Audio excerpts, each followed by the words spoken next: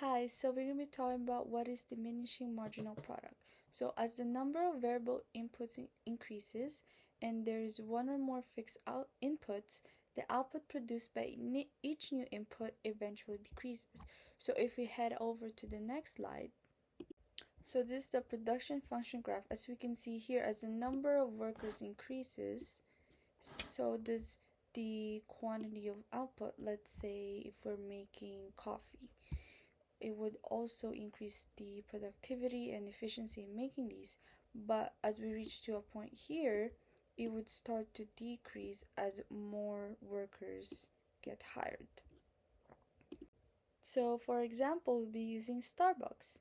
And for Starbucks, the fixed inputs would be the espresso machines, cashier registers, and countertop spaces. So initially, as more of these workers get hired, the say baristas, they would increase productivity. So more coffees are getting made, more sandwiches are getting made, or treats, and it would result in serving more customers efficiently and more customers throughout the day.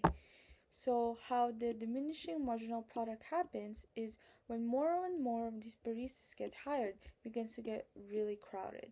So, and with the limited inputs, let's say the limited espresso machines and the countertop spaces, the baristas need to compete with basically each other for these resources. Let's say they need to wait for another barista to finish using the espresso machine until they can use it. And so with this overcrowdedness, it would hinder the movement around the store and it would slow down efficiency. Like, let's say they're bumping into each other because it's just too crowded, there's no space. So how would it impact the business decision for production?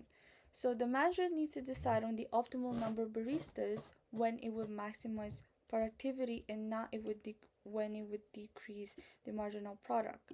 So they need to find the optimal number, which is this part where it doesn't decrease, which is at the highest point, where this is the number of workers that will maximize productivity.